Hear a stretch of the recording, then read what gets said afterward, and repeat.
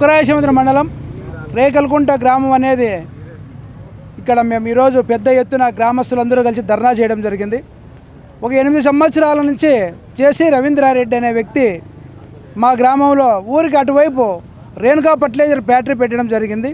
ఊరికి ఇటువైపు spirit factory అంటే మా గ్రామంలో ఎస్సీ ఎస్టీ బీసీ బడుగు బలహీన వర్గాలు ఉన్నటువంటి గ్రామం మాది. చిన్నకారు రైతులందరూ ఎకరా 2 ఎకరాలు 3 ఎకరాలు. మా గ్రామంలో పెద్ద రైతు అంటే ఒక 5 ఎకరాల రైతు. నిజంగా మా గ్రామంలో ఆయన ఎందుకు ఎన్నుకున్నాడో కానీ ఈ భూమి అమ్ముకొని పోతే కోట్లు వస్తాయి. ఇదే ధరతో 100 ఎకరాలు కొనొచ్చు ఎక్కడైనా కానీ. అందులో ఇక్కడ నీటి సోర్సెస్ కూడా లేదు. మరి ఇలాంటి గ్రామంలో అంటే మా గ్రామంలో పెద్దలు అంటే నేను కులాలని మాట్లాడకూడదు కానీ రెడ్లు కానీ కమ్మ కానీ ఇటువంటి పెద్ద కులాలు లేకపోవడమేనేమో మా గ్రామాన్ని ఎంచుకున్నాడు ఆయన అనేది నా ఉద్దేశం. నిజంగా 8 సంవత్సరాల నుంచి మేము పెద్ద ఎత్తున పోరాటం చేశాం. మేమే కాకుండా మా గ్రామానికి చుట్టుపక్కల 4-5 గ్రామాలు కూడా రావడం జరిగింది మాతో పాటు కలిసి. ఇది స్పిరిట్ ఫ్యాక్టరీ. ఈ ఫ్యాక్టరీ పెట్టడం వల్ల ఊరు నాశనమైపోతుందని చెప్పి పెద్దలు సైంటిస్టులు కానీ ఇట్లా పెద్దలందరూ చాలామంది చెప్పడం జరిగింది.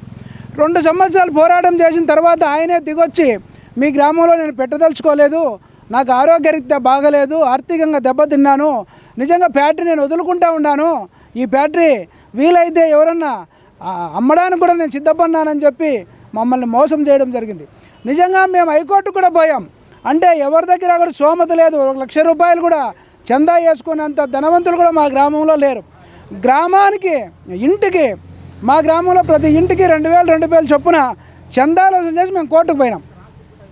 2 సంవత్సరాలు మేము హైకోర్టులో నడిపిన తర్వాత ఆయన నేను ఫ్యాక్టరీ పెట్టలేదని చెప్పి మేము కోర్టుకు పోకోకుండా మమ్మల్ని మోసం చేసి మళ్ళీ ఫ్యాక్టరీ మా ఊరిలో స్థాపించడం జరిగింది. నిజంగా మా గ్రామంలో పంచాయతీ రిజల్యూషన్ లేకుండా గ్రామం తీర్మానాలు లేకుండా ఎవరు ఒప్పుకోకుండా ఇక్కడ కలెక్టర్ వచ్చి మమ్మల్ని గ్రామాన్ని అంతా పిలిస్తే కూడా గ్రామంలో మేము చెప్పడం జరిగింది, అయ్యా మా గ్రామం చిన్నపాటి గ్రామం, మేమంతా బడుగు బలహీన వర్గాలు ఉన్నటువంటి గ్రామం, మా గ్రామంలో ఫ్యాక్టరీ వద్దంటే పాపం అప్పుడు ఆయన కలెక్టర్ వద్దులే అని చెప్పి రిజెక్ట్ చేసిపోవడం జరిగింది. తర్వాత ఈయన మా గ్రామానికి తెలియకుండా అన్ని పర్మిషన్లు తెచ్చుకున్నానని చెప్పి ఫ్యాక్టరీ ఇప్పుడు చాలా స్పీడ్గా వేగంగా ఫ్యాక్టరీ కట్టడం జరుగుతూ ఉంది. మా ఊరిలో రేకల్కుంట అనే గ్రామంలో నడి మధ్య 33 కేబుల్ కరెంటు తీసుకుపోవడం కూడా జరుగుతూ ఉంది. మేము ఆయన కాళ్ళ ఏళ్ళ పడి బతిమాలినా కూడా ఆయన ఒప్పుకోవడం లేదు. ఆయన బలవంతుడు ధనవంతుడు కాబట్టి పోలీస్ డిపార్ట్మెంట్ను ఒంగోరును దగ్గర పెట్టుకొని నాకు అన్నీ వచ్చాయి చూడండి అని చెప్పి గ్రామ ప్రజలు ఎంత చెప్పినా కానీ వదలుకోకుండా పని జరుగుతూ ఉంది. అందుకోసమే ఈరోజు మేము రోడ్డు పైన 1 గంట ధర్నా చేస్తే రోడ్డుకి ఇటు 2 కిలోమీటర్లు ఇటు 2 కిలోమీటర్లు ట్రాఫిక్ ఆగిపోతే మాకొచ్చి ఏ పోలీసులు ఏ ఆఫీసర్లు చెప్పకున్నా కూడా మేము చిన్నపాటి కులస్తులము బడుగు బలహీన వర్గాలం కాబట్టి మేము భయపడి పోలీసులతో కేసు పెడతారేమో ఏం జరుగుతుందో అని చెప్పి మా గ్రామస్తులందుకు మేమే వదులుకొని ట్రాఫిక్ను కూడా మేమే వదిలిపెట్టి మేమే క్లియర్ చేయడం జరిగింది. నిజంగా దీనిపైన ఆఫీసర్లు చర్య తీసుకొని ఇంతటితో ఈ ఫ్యాక్టరీ స్టాప్ చేయకపోతే రాబోయే రోజుల్లో 10 గ్రామాలు సమీకరించి పెద్ద ఎత్తున ఉద్యమం చేసి ఫ్యాక్టరీ పగలగొట్టడానికి కానీ సిద్ధపడతామని చెప్పి మేము తెలియజేస్తూ ఉన్నాం. రమణమూర్తి నా పేరు. మేము ఇక్కడ ఊర్లో ఈ జేసీ రవీంద్రరెడ్డిది జేసీ ఆగ్రో ఫార్మ్ అంటున్నారు. ఆగ్రో ఫార్మ్ కాదు, అది ఇథనాల్ ఫ్యాక్టరీ అంటున్నారు. ఆ ఫ్యాక్టరీ వల్ల కొన్ని విలేజ్లు ఆల్రెడీ చూసాం. తెలంగాణలో ఉంది, కర్ణాటక ఉంది, మన పక్కనే నంద్యాల జిల్లాలో ఉంది. దానివల్ల మా ఊళ్ళో ప్రజలందరూ ప్రతి ఒక్కరు భయం అనేది అది ఉంది. ఏదో పెడతాడు ఇది ఊరంతా పోతుంది, ఊరంతా గ్రౌండ్ వాటర్ వస్తుంది, ప్లస్ వాతావరణ పొల్యూషన్ ఉంటుంది, 2 ఉంటాయి.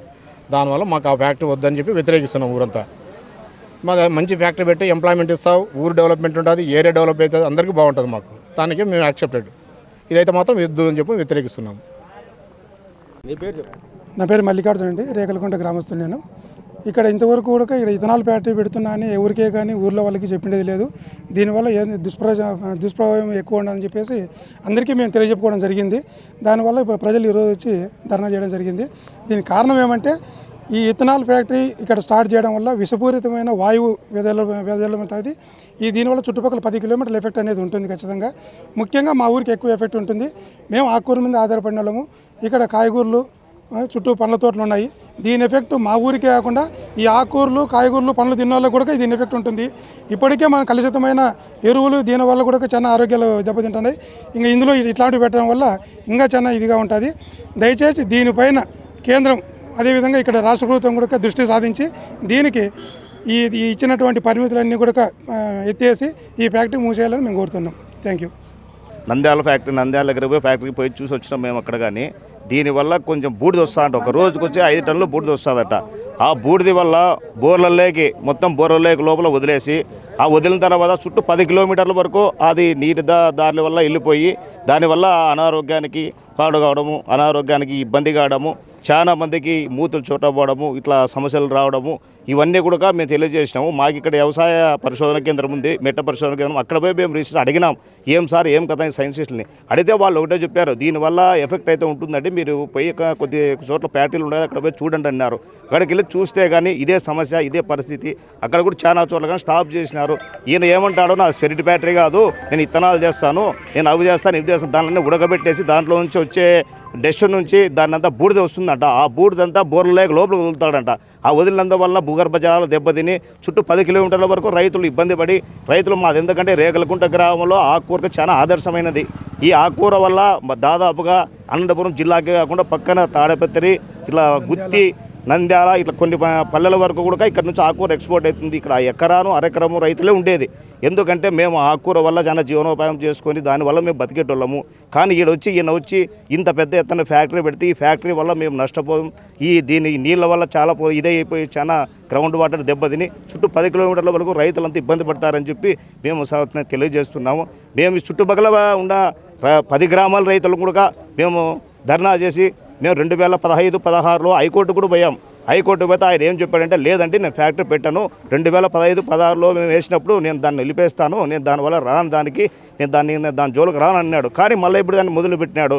దగసేసి మాకు ఈ ఫ్యాక్టరీ దాన్ని నిలపాలని చెప్పేసి మా ఈ 10 గ్రామాల చుట్టుపక్కల ఉండే వాళ్ళని రక్షించాలని చెప్పి మేము తెలియజేసుకుంటున్నాము. దాదాపుగా అనంతపూర్కి 7 కిలోమీటర్ పరిధిలో ఉంది. ఇది జిల్లా హెడ్ క్వార్టర్ 7 కిలోమీటర్ పరిధిలో ఉంది. ఇది అనంతపూర్కి 7 కిలోమీటర్ పరిధిలో ఉండే దాంట్లో ఈ పని చేసినాడంటే 10 కిలోమీటర్లు అంటే మొత్తం అనంతపూర్ జిల్లా హెడ్ క్వార్టర్ కానీ ఇష్టపూరితమైన ఈ నీళ్ళు వల్ల చాలా జరిగే సమస్య ఉంది. అందుకు కాబట్టి మాకు దగసేసి మాకు ఈ ఫ్యాక్టరీ నిలిపేయాలని చెప్పి మేము కోరుకుంటున్నాము. For more videos like this, subscribe Big TV channel.